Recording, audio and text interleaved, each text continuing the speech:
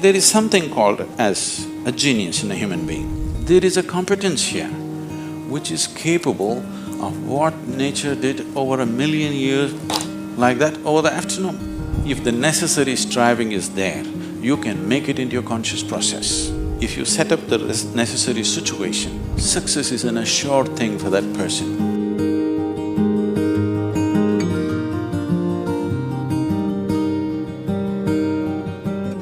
Small things or big things, it doesn't matter. In every single act, a human being longs to be successful. Life is an infinite number of doorways. If you are very diligent, you will open a few of them.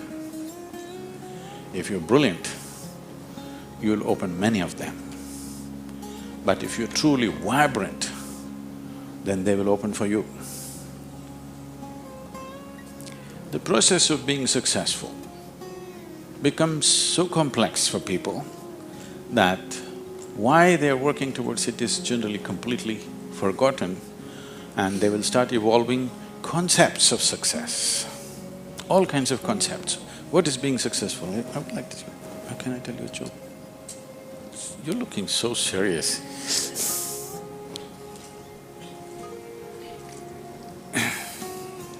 There was a man in India whose name is Shankaran Pillai. Okay, it's like John Smith.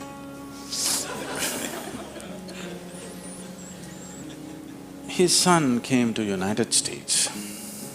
Obviously, an Indian young man means he's a software engineer.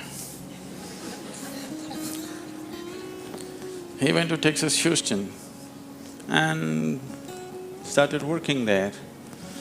Then he fell in love with a white American woman. He struggled because back home, this love affair is a crime. He struggled and struggled, then one day told his mother, then the mother informed the father, and the father exploded. He went back home to convince him, didn't work, because in India, if you have to get married, they're tracing your family tree for 5,000 years. They're looking at the genetic purity of the person that you're marrying. So somebody from somewhere else, a white woman from America, how can you marry her? What do we know about her genetics? Where does she come from? What is her lineage? Da, da, da. So no way to convince, he came back. And of course, when he came back again, he fell in love and they went ahead. Then the father disowned. Shankaran Pillai just disowned his son, I have nothing to do with you. But years went by and they had a boy. And the boy's picture from the day he was born, it was on the Facebook, and the wife sticks it in his face, and the little baby, and it's growing up every day and all the things. Slowly, you know, you have disowned the son, but the grandson is a different matter.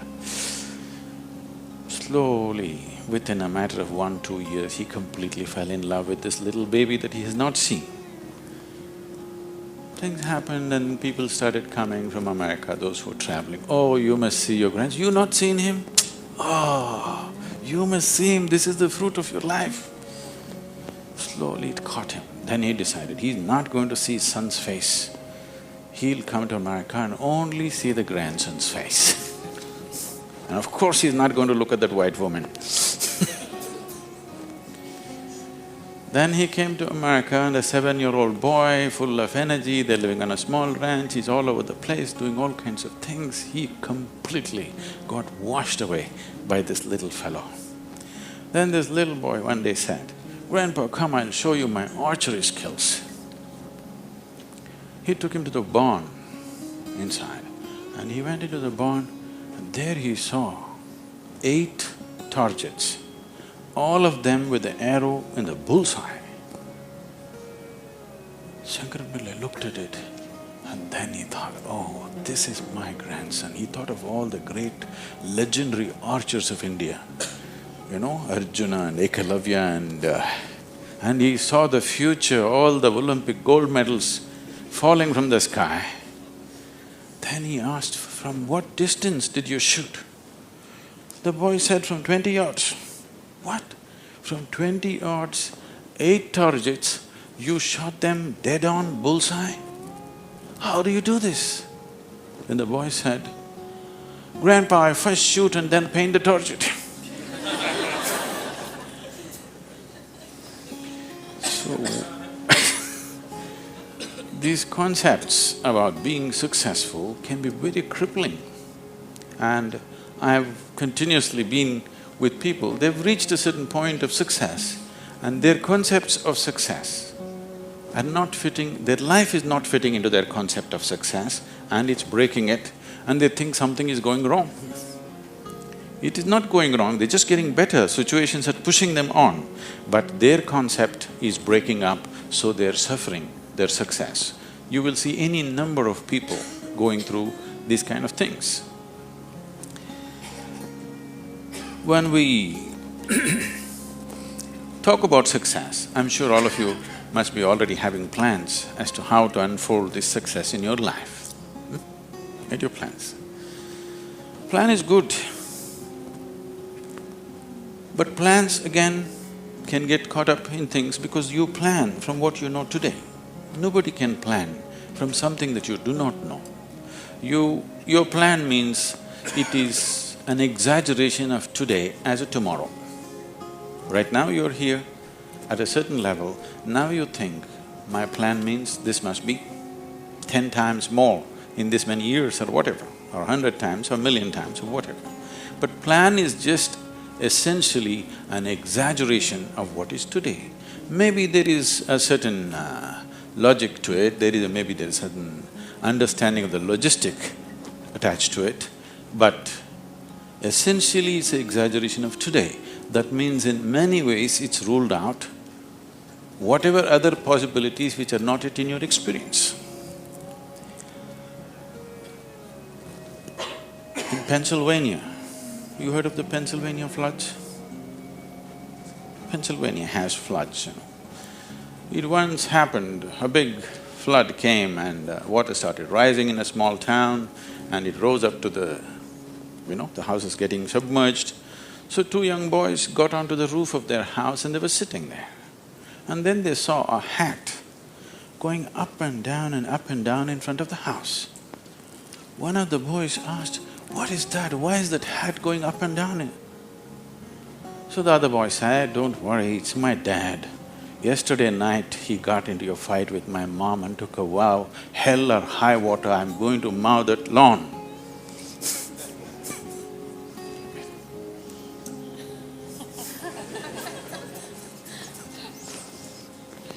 So, plans can be debilitating. It's good to have a plan, but it's more important that you have a purpose. If you have a purpose, plans will evolve, things will happen, plans will fall apart, new things will come up.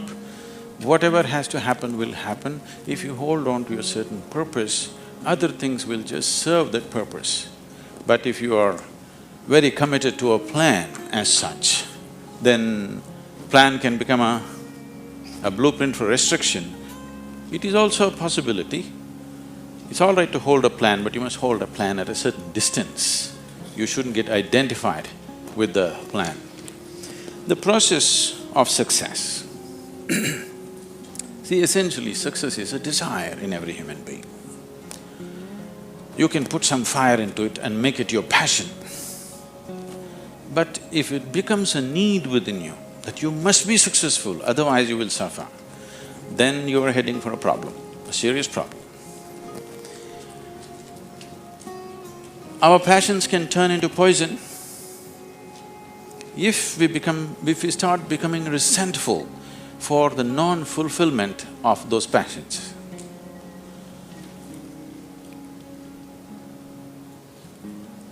When I say turning into poison, today there's substantial medical and scientific evidence to show that if you become resentful, when you resent something, when you're angry with something, when you're frustrated with something, we can medically today check, we can do a little bit of blood work and show you're actually putting poison into your system. These are poisons that you drink and you hope somebody else will die. Life does not work like that. If you drink poison, you die, and it's fair. It's very fair, isn't it? If you drink poison, you must die. I drink poison, I want him to die. It doesn't work like that. So these emotions always take away the fundamental ability. See, there is something called as a genius in a human being. Every human being has it, every human being touches it at some moment of life. But the question is, how often do you touch it? That's a question. You sparked once in your lifetime, that's not good enough. You must be sparking all the time, isn't it? What is genius?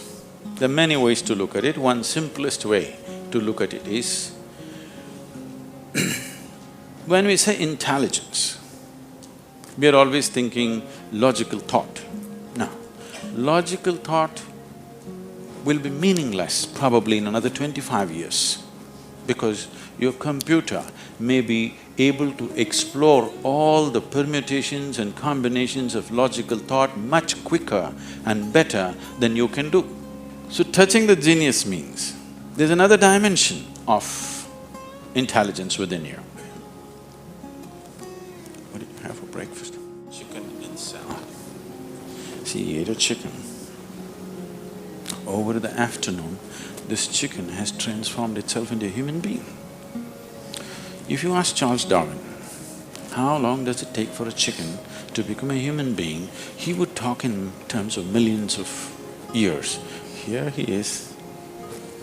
Over the afternoon, he transforms a chicken into a human being. So there is an intelligence here, there is a competence here, which is capable of what nature did over 1,000,000 years like that over the afternoon. Only thing is, this is an unconscious state of intelligence.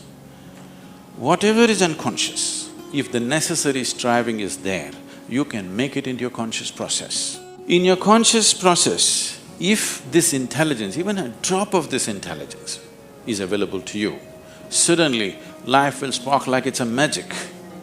What everybody slogs for, you can just simply do it. Now when I say intelligence, always people will think this. If you say intelligence and ask them to show in sign language, they'll also always say this, isn't it? They'll not say this or this or this or this. But one cell in your body is doing more activity than your brain could ever do.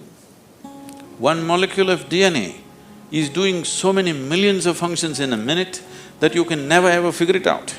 Yes or no? So in yoga, in the yogic systems, in the yogic sciences, we never look at anything as mind. There's no such thing as mind. There is a physical body and there is a mental body. So you learn to think through your body.